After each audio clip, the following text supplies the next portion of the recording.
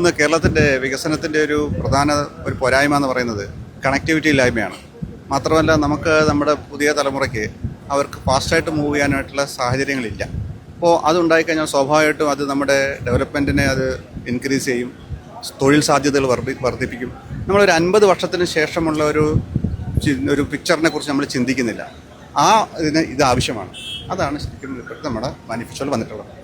നമുക്കൊരു റെഫറൽ ഒരു medical centre നമുക്കില്ല.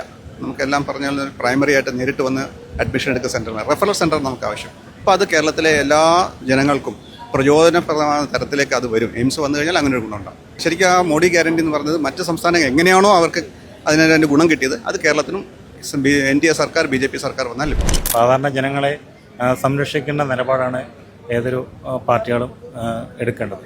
പല പാർട്ടികളും അത് വാഗ്ദാനങ്ങളെ മാത്രം ഒതുങ്ങുമ്പോൾ അത് പ്രഖ്യാപനമല്ലാതെ നടപ്പിലാക്കാൻ ഒരു NDA എന്ന ഘടകകക്ഷി മുന്നോട്ട് വരുമ്പോൾ ജനങ്ങൾ സ്വാഗതം ചെയ്യുമെന്ന് ഉറപ്പാണ്. കേരളം ഒരു വികസ്വര രാജ്യമാണ്. ഇപ്പോൾ ഏതാണ്ട് 5 ലക്ഷത്തോളം കടം നിലനിൽക്കുകയാണ്. അപ്പോൾ പുതിയ സ്റ്റാർട്ടപ്പുകളും വികസനങ്ങളും കേരളത്തിന് അത്യാവശ്യമാണ്.